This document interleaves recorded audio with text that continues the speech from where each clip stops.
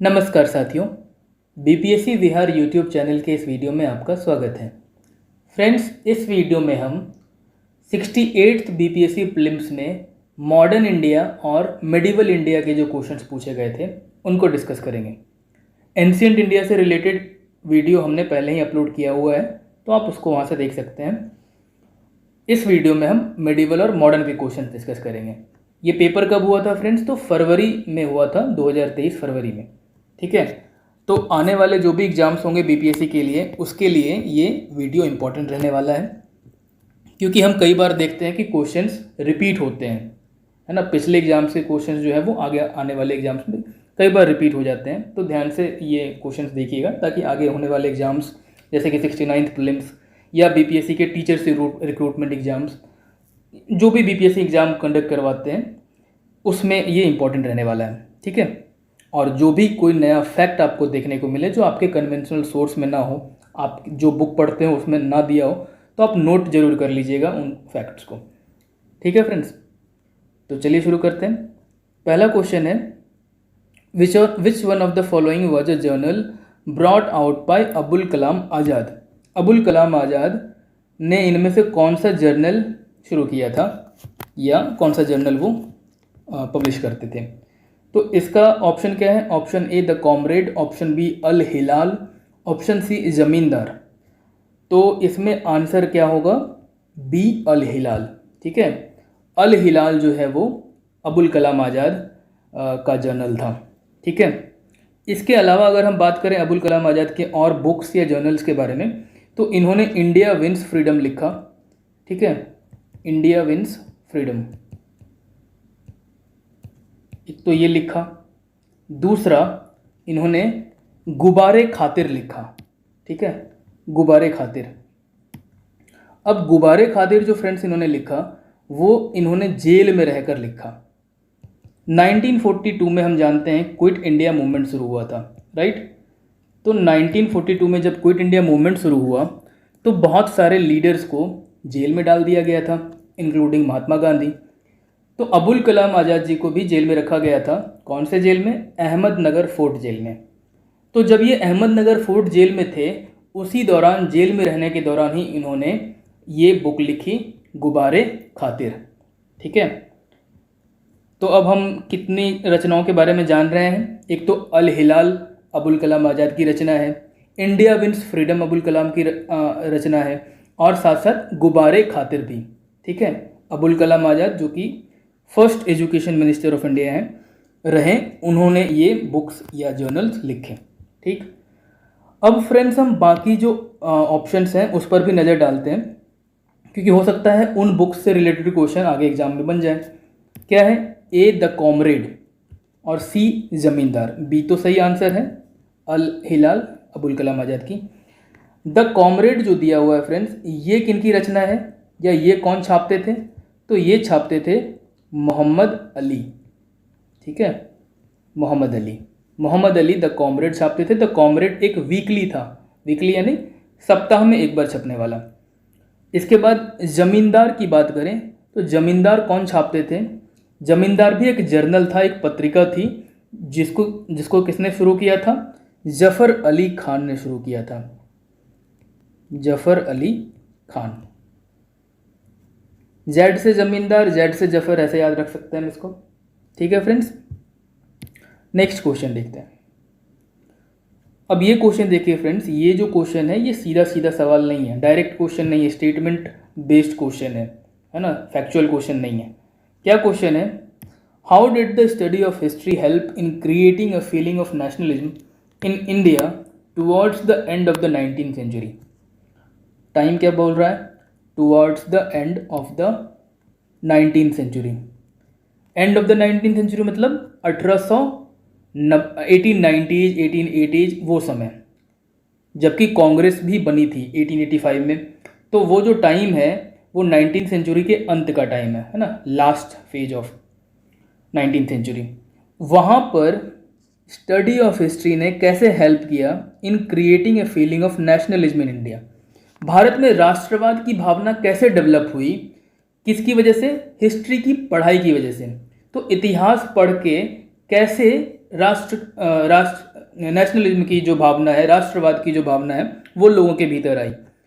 किस समय? 19वीं सेंचुरी के अंत में, 19वीं शताब्दी के लास्ट समय पर। तो स्टडी ऑफ हिस्ट्री, हिस्ट्री की पढ़ाई ने कैसे हेल्प किया? ठीक, ये सवाल है। स्टेटमेंट्स देखते हैं। A, by reinterpreting history and refuting the British portrayal of Indians as backward, primitive and incapable of governing themselves. कि कैसे किया? कि हिस्ट्री को री इंटरप्रेट किया, हिस्ट्री का री इंटरप्रिटेशन, यानी उसको नए तरीके से समझा गया। And refuting the British portrayal of Indians as backward, primitive and incapable of governing themselves. British portrayal जो था, ब्रिटिश जो है ये दिखाते थे कि भारतीय जो लोग हैं वो पिछड़े हैं और अपने ऊपर शासन नहीं कर सकते हैं। ठीक है, अपना शासन खुद से नहीं चला सकते हैं, ऐसा अंग्रेज जो है वो लोगों को बताते थे, या ऐसा अंग्रेज जो है पोर्ट्रे करते थे। ठीक, लेकिन जब इतिहास की पढ़ाई हुई तो ये बात जो है गलत साबित हुई, लोगों को इसके पीछे का झूठ समझ में आया। ठीक, तो ये वाला स्टेटमेंट जो है वो सही स्टेटमेंट है, क्योंकि हिस्ट्री की पढ़ाई ने हमें इसमें हमारी मदद की। ठीक, राष्ट्र भावना को बढ़ाने में। क्योंकि जब हमको पता लगा कि हम बैकवर्ड नहीं थे, हम प्रिमिटिव नहीं थे, है ना, इनकेपेबल ऑफ गवर्निंग आवरसेल्फ हम नहीं थे, हमने अपना शासन चलाया है ना, हमारा इतिहास बहुत ज़्यादा उज्जवल है, तो उसकी वजह से हमको, इतिहास की पढ़ाई की वजह से हमको ये समझ में आया। Option B, by writing about India's glorious past and urging people to take pride in their achievement. लोगों को ये अर्ज किया गया कि आप अपने ग्लोरियस पास्ट में, कि इंडिया का जो पास्ट है वो बहुत ग्लोरियस है, और लोगों को अर्ज किया गया कि आप अपने अचीवमेंट्स में, अपने इतिहास में गर्व करिए, है ना, अपने इतिहास के ऊपर गर्व कीजिए, क्योंकि आपका इतिहास, भारत का इतिहास बहुत ग्लोरियस है, बहुत जो है उज्जवल रहा है। ये लोगों को बताया गया, ये इतिहास की पढ़ाई से हमको समझ में आया। ठीक, तो ये बात भी सही है, ऑप्शन बी भी, स्टेटमेंट बी भी सही है। अब सी क्या कह रहा है? By urging people to struggle and change the miserable condition of life under the British rule. और साथ साथ लोगों को ये अर्ज किया गया, लोगों को कहा गया कि हमें स्ट्रगल करना चाहिए, संघर्ष करना चाहिए, ताकि हम क्या कर सकें, इस मिजरेबल कंडीशन को दूर कर सकें। अंग्रेज शासन के समय, ब्रिटिश रूल के समय जो हमारी हालत हो गई है, दयनीय स्थिति हो गई है, इसको हम दूर कर सकें, इसके लिए हमको स्ट्रगल करना पड़ेगा, संघर्ष करना पड़ेगा। ठीक, तो संघर्ष करने की पुकार जो है वो भी इतिहास की पढ़ाई से हमको मिली। इतिहास ने हमको संघर्ष करने का जो है, संघर्ष करने का अर्ज किया, पुकारा कि हमको संघर्ष करना चाहिए। ठीक, तो ये वाला भी स्टेटमेंट सही है। अब ए बी सी तीनों सही है, इसका मतलब क्या होगा? D, more than one of the above, इसका आंसर डी हो जाएगा। फ्रेंड्स, ये 68th में 5 ऑप्शंस थे, ए बी सी डी। उससे पहले के बीपीएससी के एग्जाम्स में भी 5 स्टेटमेंट्स या 5 ऑप्शंस रहते थे, पर आगे जो 69th होगा, इसके बाद 69th में जो है 4 ऑप्शंस रहने वाले हैं, ऐसा बीपीएससी ने नोटिस में कहा है। ठीक है, तो ये वाला क्वेश्चन जो है वो काफ़ी कॉन्सेप्चुअल क्वेश्चन था, या कह लें कि स्टेटमेंट बेस्ड क्वेश्चन था, फैक्चुअल डायरेक्ट क्वेश्चन नहीं था। लेकिन फ्रेंड्स, अगर आपने क्लास 10th की मॉडर्न इंडिया की बुक पढ़ी हो, हिस्ट्री की बुक पढ़ी हो क्लास 10th की, जो न्यू वाली एनसीईआरटी है, उसमें फ्रेंड्स ये तीनों के तीनों स्टेटमेंट्स एज इट इज़ दिए हुए हैं।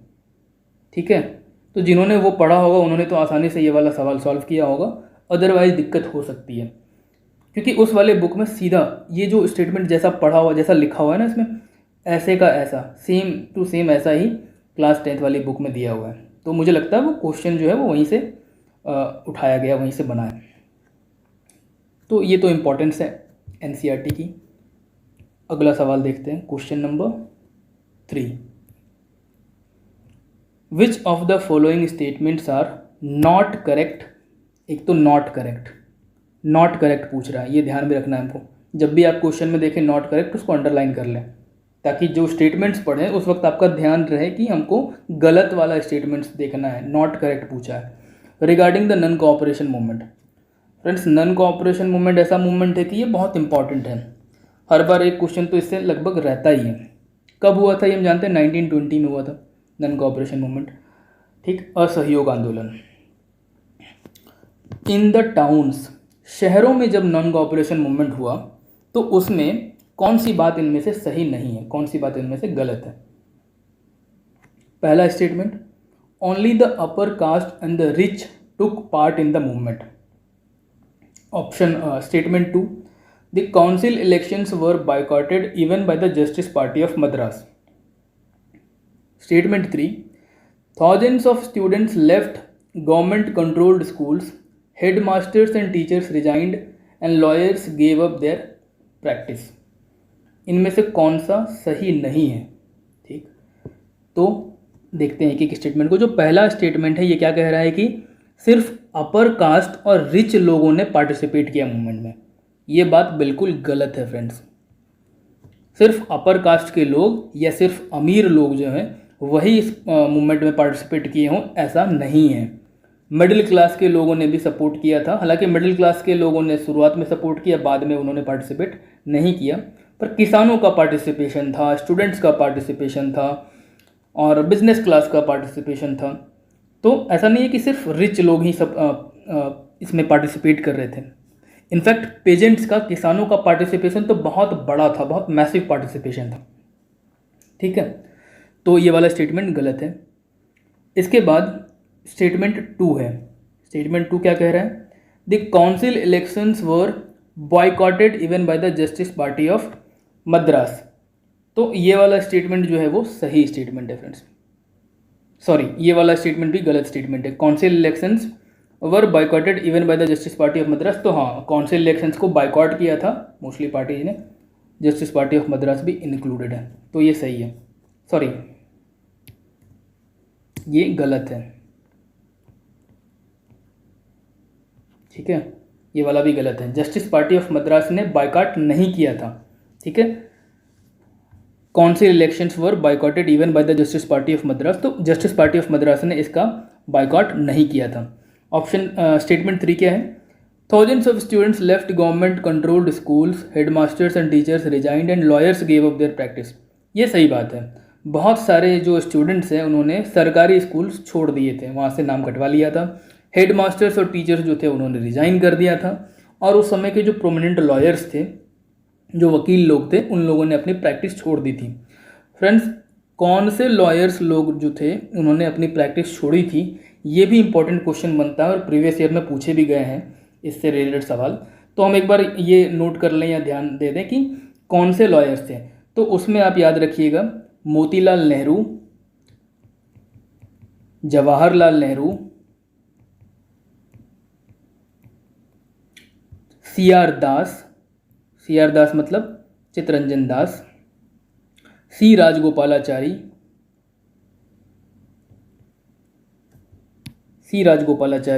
सैफुद्दीन किचलू, वल्लभ भाई पटेल, आसफ अली, टी प्रकाशम, एम.आर. जयकर और राजेंद्र प्रसाद, बिहार के राजेंद्र प्रसाद। इन सारे लोगों ने, ये सारे वकील थे और इन सारे लोगों ने अपनी वकालत छोड़ दी थी, अपनी प्रैक्टिस छोड़ दी थी। ठीक है, कौन से मूवमेंट में? नॉन कोऑपरेशन मूवमेंट में। तो ऑप्शन ए गलत था, ऑप्शन 1 स्टेटमेंट 1 गलत था, स्टेटमेंट 2 गलत था, स्टेटमेंट 3 सही है। तो इसका आंसर क्या हो जाएगा फ्रेंड्स? क्योंकि गलत पूछा है तो 1 और 2 गलत है, यानी ऑप्शन सी करेक्ट होगा। ऑप्शन सी 1 और 2 ओनली इनकरेक्ट है। ठीक है, तो ऑप्शन सी सही हो जाएगा, क्योंकि 1 और 2 स्टेटमेंट जो है वो गलत स्टेटमेंट है और पूछा भी वही है। नेक्स्ट क्वेश्चन देखते हैं। Question number 4, a sanyasi who came to that district after a spell as an indentured labourer in Fiji, carrying a copy of Tulsidas Ramayan on his back, from which he would recite verses to rural audience. The peasant leader referred to here is whom. इसमें पूछा गया है pageant leader के बारे में, एक किसान नेता के बारे में, जिनके बारे में ये एक स्टेटमेंट दिया हुआ है। क्या है कि वो एक सन्यासी थे, इंडेंजर्ड लेबरर के तौर पर फिजी में काम करते थे। ठीक है, वहाँ पर मजदूर के रूप में फिजी में काम किया उन्होंने। ये अपने साथ तुलसीदास का रामायण रखते थे। तुलसीदास की बुक है रामचरितमानस, अवधि में लिखी हुई बुक है। तो उस बुक को ये कैरी करते थे अपने कंधे पर या अपने साथ, which he would recite verses to rural audience, और ग्रामीण ऑडियंस को सुनाया करते थे। सन्यासी थे, किसान नेता थे, फिजी में इंडेंजर्ड लेबरर के तौर पर, मजदूर के तौर पर काम किया था इन्होंने, और अपने साथ तुलसीदास का रामायण रखते थे। ये सारी बातें जो हैं लिखी हुई हैं क्वेश्चन में। अब हमको ये बताना है कि ये सारी बातें किन के बारे में कही गई है। तो इसका आंसर क्या हो जाएगा? सी, बाबा रामचंद्र। ठीक है, बाबा रामचंद्र इसका सही आंसर होगा। फ्रेंड्स, ये जो है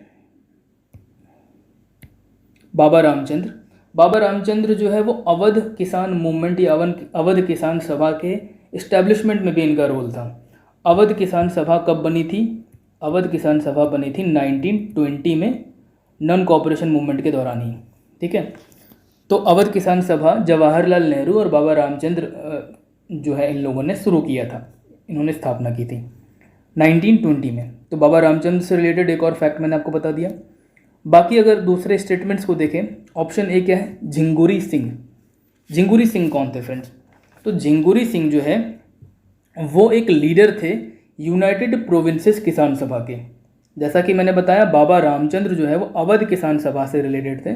तो ऑप्शन ए जो झिंगुरी सिंह है वो यूनाइटेड प्रोविंसेस किसान सभा से संबंधित थे, संयुक्त प्रांत के किसान सभा से संबंधित थे, उसके लीडर थे। ठीक, एक और स्टेटमेंट ऑप्शन है, ऑप्शन बी, यदुनंदन शर्मा। यदुनंदन शर्मा बिहार से थे। बिहार में कहाँ से? गया से। कौन थे? पेजेंट लीडर, किसान नेता थे। ठीक है, इनके बारे में हम पढ़ते हैं कि इन्होंने रेवरा सत्याग्रह शुरू किया था 1930s में। 1930 के दशक में रेवरा सत्याग्रह शुरू किया था किन्होंने? यदुनंदन शर्मा ने, जो कि कहाँ के नेता थे? बिहार के, गया के, बिहार में गया से। ठीक, तो ये वाला जो क्वेश्चन था, ये वाला क्वेश्चन का आंसर क्या हो जाएगा? ऑप्शन सी, बाबा रामचंद्र, जो कि सन्यासी थे, पीजेंट लीडर थे, तुलसीदास का रामायण कैरी करते थे, और फिजी में इंडेंजर्ड लेबरर के तौर पे भी काम किया था इन्होंने। Next question, question number 5, who was the founder of All India Harijan Sangh in 1932? All India Harijan संघ की स्थापना किन्होंने की थी? कब? 1932 में। साल बता दिया है, आंसर बताना है हमको। ऑप्शन बी, महात्मा गांधी हो जाएगा। ठीक है, महात्मा गांधी ने शुरू किया था ऑल इंडिया हरिजन सेवक संघ। कहाँ शुरू किया था फ्रेंड्स? ये तो पुणे में शुरू किया था। ठीक है, इसकी शुरुआत जो हुई थी वो कहाँ हुई थी? तो पुणे में हुई थी इसकी शुरुआत। कब हुई थी ये पता है हमको? 1932 में। अब एक चीज़ देखिए कि ये जो संघ है ऑल इंडिया हरिजन संघ, अखिल भारतीय हरिजन संघ, इसका जो शुरुआती नाम था, इनिशियली इसको किस नाम से जाना जाता था? All India Anti Untouchability league. ठीक है, all India Anti Untouchability league इसका नाम था शुरू में, किसका? हरिजन संघ का। ठीक है, और एक चीज़ बता दूं इसके बारे में कि इसके फाउंडिंग प्रेसिडेंट जो थे वो थे घनश्याम दास बिरला। जीडी बिरला का संबंध महात्मा गांधी से बहुत अच्छा था, इंडस्ट्रियलिस्ट भी थे। तो जीडी बिरला जो है वो इसके फाउंडिंग प्रेसिडेंट थे हरिजन संघ के। और अगर हम बात करें कि इसके फाउंडिंग सेक्रेटरी कौन थे, पहले सेक्रेटरी कौन थे, तो वो थे अमृतलाल ठक्कर। ठीक, तो ऑल इंडिया हरिजन संघ जो 1932 में बनी, किसने बनाया? महात्मा गांधी जी ने बनाया।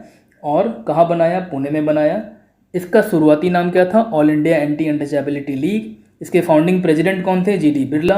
और सबसे पहले सेक्रेटरी कौन थे? Amritlal Thakkar. Next question, question number 6, on February 20, 1947 prime minister Attlee, कहाँ के प्राइम मिनिस्टर? इंग्लैंड के प्राइम मिनिस्टर थे वो, announced the British government's decision to withdraw from India latest by. 20 फरवरी 1947 को ब्रिटेन के, इंग्लैंड के प्रधानमंत्री एटली ने, क्लेमेंट एटली ने ये घोषणा की कि अंग्रेज सरकार जो है, ब्रिटिश गवर्नमेंट जो है, वो भारत से चली जाएगी। कब तक चली जाएगी? तो उन्होंने बताया कि वो जून 1948 से पहले चली जाएगी। ऑप्शन सी इसका आंसर होगा। ठीक है, एग्जैक्टली अगर हम डेट की बात करें तो 30 जून। ठीक है, 30 जून का डेडलाइन दिया कि 30 जून 1948 से पहले अंग्रेज जो है वो भारत से चले जाएंगे। ठीक, ये अनाउंसमेंट किसने किया था? प्रधानमंत्री एटली ने। कब? 20 फरवरी 1947 को। ठीक है, अगला सवाल फ्रेंड्स, अगला सवाल जो आप देख रहे हैं क्वेश्चन नंबर 7 ना, हु एस्टैब्लिश्ड स्वराज दल इन बिहार। तो जो बिहार हिस्ट्री का क्वेश्चन है इसको हम बिहार वाले जो वीडियो है उसमें देखेंगे, उसमें आप देख सकते हैं बिहार वाले इसमें हम इस वाले वीडियो में हम सिर्फ मॉडर्न इंडिया और मेडिवल इंडिया के जो हिस्ट्री है उसको देख रहे हैं। ठीक, तो अगला सवाल क्वेश्चन नंबर 12 पे है। क्या है क्वेश्चन? स्वदेशी and boycott were adopted as the method of struggle for the first time during, पहली बार स्वदेशी और बहिष्कार ये वाला मेथड, संघर्ष करने का ये मेथड कब शुरू हुआ था? तो ये हुआ था पार्टीशन ऑफ बंगाल के टाइम पर। पार्टीशन ऑफ बंगाल कब हुआ था? 1905 में। 1905 में जब ये मूवमेंट शुरू हुआ, ये मूवमेंट शुरू कब हुआ अगर हम बात करें तो 7 अगस्त 1905 को कलकत्ता के टाउन हॉल में बाइकॉट रेजोल्यूशन पास हुआ था।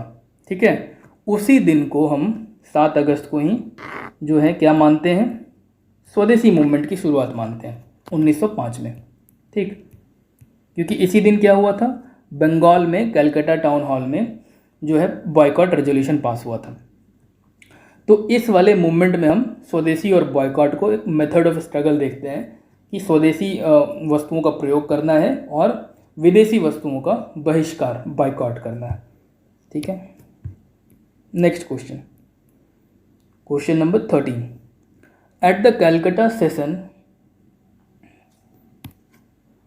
Of Indian national Congress, friends Congress के जो सेशन हुए थे वो इम्पोर्टेंट है क्योंकि कई बार उससे क्वेश्चंस पूछे जाते हैं, ध्यान से देखिएगा। Held in 1906 the flag of Swaraj for India was unfold by, 1906 में जब कांग्रेस का सेशन हुआ था कलकत्ता में, एनुअल सेशन, तो flag of Swaraj for India, Swaraj का झंडा जो है वो किसने फहराया था? तो किसने फहराया होगा? उस वर्ष जो प्रेसिडेंट रहे होंगे कांग्रेस के उन्होंने फहराया होगा। तो कौन थे प्रेसिडेंट? दादा भाई नौरोजी। ठीक है, 1906 में इंडियन नेशनल फ्लैग जो है वो किन्होंने फहराया था? दादा भाई नौरोजी ने। ठीक है, नेक्स्ट क्वेश्चन देखते हैं, question number 14। During the freedom struggle a parallel movement launched in the Indian states in the states ruled by the Indian ruler such as Kashmir, Nizam Hyderabad, Travancore was, यानी कि फ्रीडम स्ट्रगल के समय जो भारतीय राज्य थे, ठीक है, जिन पर इंडियन रूलर्स का शासन था, जैसे कि कश्मीर पर, जैसे कि हैदराबाद के निजाम का, ट्रावनकोर में, इन सब जगहों पर इंडियन रूलर्स रूल कर रहे थे। ठीक है, तो उन लोगों ने एक पैरेलल मूवमेंट चलाया था। उस मूवमेंट का क्या नाम था? उस मूवमेंट का नाम था प्रजामंडल मूवमेंट। ठीक है, प्रजामंडल मूवमेंट। अगला सवाल देखते हैं, question number 15। Which of the following statements regarding the Indian freedom struggle is not correct? फिर से आ गया नॉट करेक्ट। कौन सी बात गलत है इसमें? Gandhi ji withdrew from the non cooperation movement due to the Chauri Chaura incident. Gandhi ji ने नॉन कोऑपरेशन मूवमेंट वापस लिया था चौरी चौरा की घटना के बाद। ये बात सही है ना? 4 फरवरी 1922 को ये घटना हुई थी। उसके बाद घटना क्या थी? चौरी चौरा जो कि गोरखपुर ज़िले में है उत्तर प्रदेश में, वहाँ पर जो वहाँ के ग्रामीण लोगों ने क्या किया था, एक पुलिस स्टेशन में आग लगा दी थी और वहाँ पे 22-23 पुलिसमैन जो है वो उनकी डेथ हो गई थी। चौरी चौरा घटना कहते हैं इसको। तो उसके बाद जो है गांधी जी ने ये मूवमेंट वापस ले लिया था। बात सही है। दूसरी बात, option B, Gandhi ji gave his first major public speech at Banaras Hindu University. Gandhi जब 1915 में साउथ अफ्रीका से वापस भारत आए थे तो उनका पहला मेजर पब्लिक स्पीच, जो पहला मेजर भाषण था, वो कहाँ हुआ था? बनारस हिंदू यूनिवर्सिटी में। बनारस हिंदू यूनिवर्सिटी की स्थापना कब हुई? 1916 में। ठीक है, तो उसी में वहीं पर उन्होंने पहला अपना मेजर भाषण दिया। ये भी स्टेटमेंट सही है। नेक्स्ट क्या है? Option C, Mahatma Gandhi was arrested in the year 1921। ये बात गलत है फ्रेंड्स। जो नॉन कोऑपरेशन मूवमेंट चला था वो चला था 1920 से 22 तक, है ना। 1922 में मैंने बताया कि 1922 चौरी चौरा की घटना हुई 4 फरवरी 1922 को। उसके बाद क्या हुआ, जो है इस मूवमेंट को वापस लिया गया।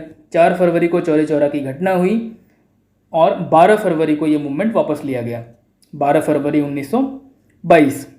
तो 1922 में जब फरवरी में ये मूवमेंट वापस ले लिया गया तो अगले महीने यानी कि मार्च में महात्मा गांधी जी को अरेस्ट किया गया। ठीक है, तो इसमें क्या लिखा है 1921, तो ये स्टेटमेंट तो गलत है। और पूछा भी गया नॉट करेक्ट, तो कौन सा ऑप्शन सही होगा? Option C. ऑप्शन सी सही है क्योंकि ये वाला स्टेटमेंट गलत है। ठीक है, नेक्स्ट क्वेश्चन देखते हैं। Next question, question number 16। ये फ्रेंड्स मेडिवल इंडिया का क्वेश्चन है। क्या पूछा जा रहा है? In which of the following battles are the main opponents not correctly stated. Battles के नाम दिए हुए हैं और उसमें क्या लिखा हुआ है? मेन ओपोनेंट्स किनके किनके बीच हुआ था। फिर से पूछा है नॉट करेक्ट, तो ये ध्यान रखना है हमको। First battle of Panipat, battle of Panipat पहली कब हुई थी? 1526 में। किनके बीच हुई थी? बाबर और इब्राहिम लोदी के बीच में, यानी कि ये स्टेटमेंट सही है। अब ये स्टेटमेंट सही है यानी ये ऑप्शन गलत है। दूसरा क्या है? सेकंड बैटल ऑफ पानीपत, और क्या दिया हुआ है? Tipu sultan and Maratha. ये बात तो गलत है। सेकंड बैटल ऑफ पानीपत जो हुआ था वो कब हुआ था? 1556। फर्स्ट बैटल ऑफ पानीपत के 30 साल के बाद। ठीक है, पहला 1526, दूसरा 1556। ये किनके बीच हुआ था? अकबर और हेमू के बीच में। ठीक है, दूसरा बैटल ऑफ पानीपत अकबर और हेमू के बीच में हुआ था। तो ये स्टेटमेंट गलत है, इसका मतलब ये वाला ऑप्शन सही है। ठीक है, आगे देख लेते हैं और भी ये स्टेटमेंट्स को। ऑप्शन सी दिया हुआ है, या स्टेटमेंट सी है, battle of Haldi Ghati between Maharana Pratap and Akbar. तो ये सही है। हल्दी घाटी की जो लड़ाई हुई थी वो महाराणा प्रताप और अकबर के ही बीच हुई थी, है ना। तो ये वाला स्टेटमेंट भी सही है, इसका मतलब ये ऑप्शन भी गलत है। तो ऑप्शन ए और ऑप्शन सी गलत हो गया। ऑप्शन सी, ऑप्शन बी जो है वो सही है क्योंकि ये वाला स्टेटमेंट गलत है। ठीक, अब जब दो बैटल ऑफ पानीपत की बात कर लिए हैं तो तीसरा क्यों छोड़ दें हम, है ना। थर्ड की भी बात कर लेते हैं। पहला बाबर और इब्राहिम लोदी 1526, दूसरा अकबर एंड हेमू के बीच में 1556, तीसरा हुआ था मराठा और अफगानों के बीच में। ठीक है, मराठों और अफगानों के बीच में। मराठों की तरफ से कौन लीड कर रहे थे? सदाशिव राव भाऊ। और अफगानों की तरफ से कौन लीड कर रहे थे? अहमद शाह दुर्रानी या अहमद शाह अब्दाली जो बोलते हैं। ईयर कौन सा था? 1761। ठीक है, 1761 में तीसरा बैटल ऑफ पानीपत। अगला क्वेश्चन देखते हैं। क्वेश्चन नंबर 17, ये भी मेडिवल का है।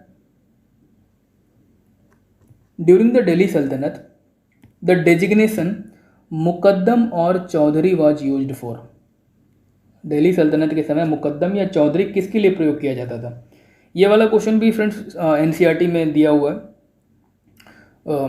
जो कीवर्ड्स हैं, जो टाइटल्स हैं, कीवर्ड्स हैं, इस तरह के एंशिएंट और मेडिवल के जो क्वेश्चंस होते हैं उसमें बहुत इंपॉर्टेंट होते हैं। अक्सर पूछे जाते हैं कि ये वाला जो टर्म है ये किसके लिए यूज किया जाता था, ये वाला जो पद है वो किसके लिए यूज किया जाता था, ऐसे सवाल। तो यहाँ पर पूछा है मुकद्दम और चौधरी ये किनके लिए यूज किया जाता था फ्रेंड्स? तो ये वाला जो टर्म है ये विलेज हेडमैन के लिए यूज किया जाता था। गांव के जो हेडमैन होते थे उनको, अभी के समय में मुखिया कह लें, तो विलेज हेडमैन जो है उनके लिए वर्ड यूज किया जाता था मुकद्दम या फिर चौधरी। कब? दिल्ली सल्तनत के समय। अगला सवाल देखते हैं। क्वेश्चन नंबर 18, ये भी मेडिवल का है। Tabaqat Akbari which has been sometimes consider more reliable than Abul Fazl's Akbarnama was written by. Statement question में कह रहा है कि अबुल फजल का जो बुक है अकबरनामा उससे ज़्यादा रिलायबल बुक है तबकाते अकबरी। कई बार ऐसा समझा जाता है कि तबकाते अकबरी ज़्यादा रिलायबल है, ज़्यादा विश्वसनीय बुक है। तो अब इसको लिखा किसने है? तो तबकाते अकबरी को लिखा था किन्होंने? निजामुद्दीन अहमद। ऑप्शन ए सही है इसका। ठीक है, निजामुद्दीन अहमद ने लिखा था ये बुक। अब ऑप्शन बी जो है वो अब्दुल हामिद लाहौरी है, तो इनकी बुक के बारे में भी जान लेते हैं। अब्दुल हामिद लाहौरी की बुक है पादशाहनामा। ठीक है, बादशाहनामा नहीं फ्रेंड्स, पादशाह, SHAH, पादशाहनामा। ठीक है, किसने लिखा? अब्दुल हामिद लाहौरी ने। और अगर बात करें गुलबदन बेगम की, तो इन्होंने कौन सी बुक लिखी थी? गुलबदन बेगम ने लिखा हुमायूं नामा। ठीक है, तो ऑप्शन इसमें कौन सा सही हो जाएगा? ऑप्शन इसमें निजामुद्दीन अहमद सही है, क्योंकि तबकाते अकबरी उनकी रचना है। हमें याद रखना है कि तबकाते अकबरी जो है उसको अबुल फजल की अकबरनामा से ज़्यादा रिलायबल माना जाता है। Next question, Who among the following famous rulers founded a suburban township of Nagalapuram near Vijayanagar after his mother's name? अपनी माँ के नाम पर विजयनगर के आसपास नागलापुरम नाम का जो शहर है वो किन्होंने बसाया था? तो ये जो सवाल है इसका आंसर होगा ऑप्शन सी, कृष्णदेव राय। विजयनगर एम्पायर में ये राजा थे कृष्णदेव राय। इन्होंने अपनी माँ के नाम पर, इनकी माँ का नाम था नागमंबा देवी।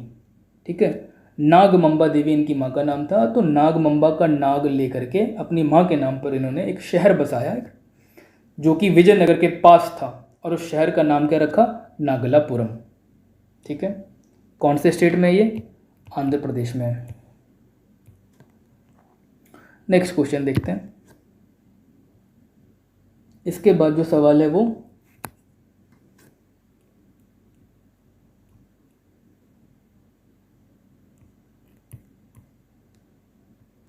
21 नंबर पे, ये वाला जो सवाल है ये मॉडर्न का है।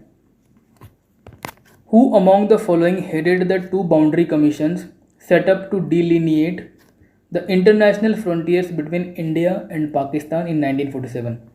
1947 में भारत और पाकिस्तान के बीच की बाउंड्री डिसाइड करने के लिए दो बाउंड्री कमीशन बनाए गए थे। ठीक है, दोनों के हेड जो है वो सेम थे। अब ये कमीशन कौन कौन से स्टेट को डिवाइड करने के लिए बना था? एक तो पंजाब को डिवाइड करने के लिए और दूसरा बंगाल को डिवाइड करने के लिए। ठीक है, कि बंगाल और पंजाब में जो मुस्लिम्स मेजॉरिटी एरिया है या मुस्लिम्स मेजॉरिटी जो वो क्षेत्र है उसको अलग करने के लिए, या जो बाउंड्री बनाने के लिए, क्योंकि जो पाकिस्तान है वो वेस्ट पाकिस्तान और ईस्ट पाकिस्तान बनना था। तो पंजाब और बंगाल के बीच पंजाब का भी डिवीज़न होना था और बंगाल का भी डिवीज़न होना था। तो दो कमीशंस बनी, दोनों के हेड कौन थे? Cyril Radcliffe. ठीक है, सिरिल रेडक्लिफ दोनों के हेड थे। रेडक्लिफ कमीशन कहते हैं इसको। अगला सवाल देखते हैं। Who introduced the system of Mahalwari settlement in Bengal? किसकी बात हो रही है? महालवारी सेटलमेंट की, और ये बंगाल में शुरू हुआ था। किसने शुरू किया था? तो इसका आंसर हो जाएगा बी, हॉल्ट मैकेंजी। ठीक है, मैकेंजी ने जो है इसको रेकमेंड किया था महालवारी सेटलमेंट को इंट्रोड्यूस करने के लिए। एक तरह का ये रेवेन्यू सिस्टम था, या कह लें लैंड रेवेन्यू सिस्टम। तो इसको मैकेंजी जो है उन्होंने रेकमेंड किया और इसको फॉर्मलाइज किया गया 1822 में। 1822 में एक कानून लाया गया रेगुलेशन 7 नाम से, जिसमें कि इसको जो है बंगाल में इंट्रोड्यूस कर दिया गया। ठीक है, तो ये किनके इंट्रोडक्शन या किनके रिकमेंडेशन से हुआ था? हॉल्ट मैकेंजी के रिकमेंडेशन से हुआ था। ठीक है, अगला सवाल देखते हैं। इन 1940 विनोबा भावे स्टार्टेड इंडिविजुअल सत्याग्रह। 1940 में इंडिविजुअल सत्याग्रह शुरू हुआ था। किसने शुरू किया था? विनोबा भावे ने। पहले इंडिविजुअल सत्याग्रही विनोबा भावे थे, दूसरे कौन थे फ्रेंड्स? जवाहरलाल नेहरू। ठीक, तो ये जो है विनोबा भावे, इन्होंने कहाँ से ये इंडिविजुअल सत्याग्रह की शुरुआत की थी? थोड़ा सा ये डिफ़िकल्ट क्वेश्चन हो जाता है फ्रेंड्स, क्योंकि एग्जैक्ट प्लेस जो है वो हमको सोर्सेस में, हमारे सोर्सेस में जल्दी नहीं मिलता है। तो इसका आंसर क्या हो जाएगा? इसका आंसर हो जाएगा पवनार इन महाराष्ट्र।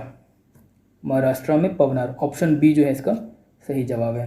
ठीक है, कब शुरू हुआ था फ्रेंड्स? 1940 तो दिया हुआ है, पर अगर हम एग्जैक्ट डेट याद रखना चाहें तो 17 अक्टूबर 1940 को हुआ था। ठीक है, 17 अक्टूबर 1940। कहाँ हुआ था ये क्वेश्चन में पूछा है, तो पवनार महाराष्ट्र। ये वर्धा जो है जहाँ पे कि गांधी जी का आश्रम था, वर्धा के नज़दीक है। ठीक है, इस मूवमेंट को इंडिविजुअल सत्याग्रह जो है इसको हम दिल्ली चलो मूवमेंट भी कहते हैं। ठीक है, पहले सत्याग्रही विनोबा भावे, दूसरे जवाहरलाल नेहरू और तीसरे कौन थे? ब्रह्मदत्त। ब्रह्मदत्त तीसरे थे। दो का तो सबको पता होता है मोस्टली लोगों को, पर तीसरा जो है वो ज़्यादा लोगों को पता नहीं होता है, तो हम उसको भी याद रखें कि थर्ड सत्याग्रही कौन थे? इंडिविजुअल सत्याग्रही ब्रह्मदत्त। नेक्स्ट क्वेश्चन है friends, the Congress took a critical stand over the Montford reforms in 1918 which led to breakup with the old moderate remnants Sapru, Jayakar and Chintamani who formed। Question ये पूछ रहा है कि सप्रू, जयकर और चिंतामणि ने मिलकर क्या बनाया था, कौन सी संस्था बनाई थी। तो ये बनाया किस लिए था? Congress took a critical stand over the Montford reforms. 1918 में जो मोंटेग्यू चेम्सफोर्ड रिफॉर्म्स या मोंटफोर्ट रिफॉर्म्स कहते हैं, तो उसको क्रिटिसाइज़ किया था कांग्रेस ने। ठीक है, तो जब कांग्रेस इसको क्रिटिसाइज़ कर रही थी मोंटेग्यू चेम्सफोर्ड रिफॉर्म्स को, उस समय में पुराने जो मॉडरेट कांग्रेसी थे, पुराने मॉडरेट जो लीडर थे, जैसे कि सप्रू, तेज बहादुर सप्रू, एम.आर. जयकर और चिंतामणि, इन लोगों ने एक संस्था बनाई थी जिसका नाम था इंडियन नेशनल लिबरल फेडरेशन। ठीक है, इसका आंसर क्या होगा? Indian national liberal federation. इसके फॉर्मेशन में किन लोगों का रोल था? सप्रू का, तेज बहादुर सप्रू, एम.आर. जयकर, चिंतामणि, इन लोगों का। ठीक है, ये लोग मॉडरेट लीडर थे, यानी नरम दल के नेता। आगे देखते हैं, अगला सवाल है, the cabinet mission was sent to India for which of the following. Bharat में कैबिनेट मिशन को क्यों भेजा गया था? Question number 25, the cabinet mission क्यों भेजा गया था भारत कैबिनेट मिशन को? तो पहली बात तो ये कि कब भेजा गया था। कैबिनेट मिशन को भेजा गया था फरवरी 1946 में। किन्होंने भेजा था? ब्रिटिशर्स ने भेजा था। जो इंग्लैंड के प्रधानमंत्री थे एटली, इनके बारे में एक क्वेश्चन डिस्कस करते वक्त अभी इनके बारे में हमने देखा था। क्या क्वेश्चन था? क्वेश्चन ये था कि जो है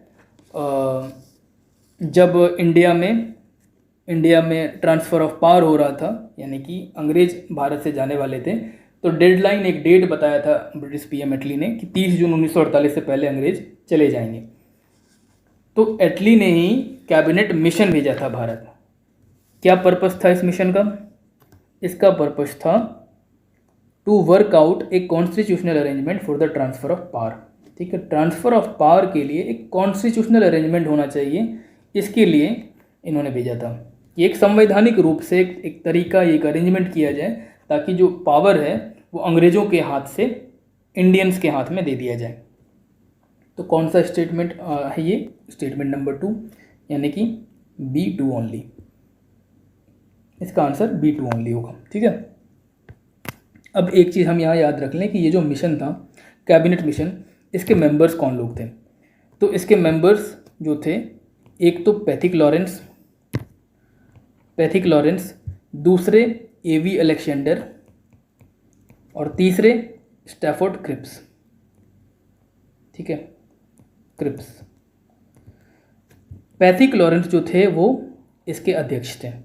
ठीक है, कैबिनेट मिशन के अध्यक्ष कौन थे? Pethick Lawrence. इसके अलावा A.V. अलेक्जेंडर और स्टैफोर्ड क्रिप्स भी इसके सदस्य थे। ठीक है, अगला क्वेश्चन देखते हैं। हाँ, ये क्वेश्चन जो है वो फिर मेडिवल का है। Who among the following made an offer to Humayun that he would surrender Bihar to and pay an annual tribute of 10 lakh dinars if he was allowed to retain Bengal. इनमें से किन्होंने हुमायूं, जो कि मुग़ल रूलर थे, उनको एक ऑफ़र दिया था? क्या ऑफ़र दिया था? कि वो बिहार सरेंडर कर देंगे और साथ में एनुअल ट्रिब्यूट देंगे 10 लाख दिनार अगर उनको बंगाल रिटेन करने दिया जाए। ठीक है, तो अगर बंगाल उनके पास रहने दिया जाए तो वो क्या करेंगे? 10 लाख दिनार एनुअली देंगे और बिहार भी सरेंडर कर देंगे। ऐसा हुमायूं को ऑफ़र दिया था। किन्होंने दिया था? शेर खान ने दिया था। शेर खान या शेर शाह सूरी जो हम जानते हैं, तो उन्होंने ये ऑफ़र दिया था। ठीक है, नेक्स्ट क्वेश्चन।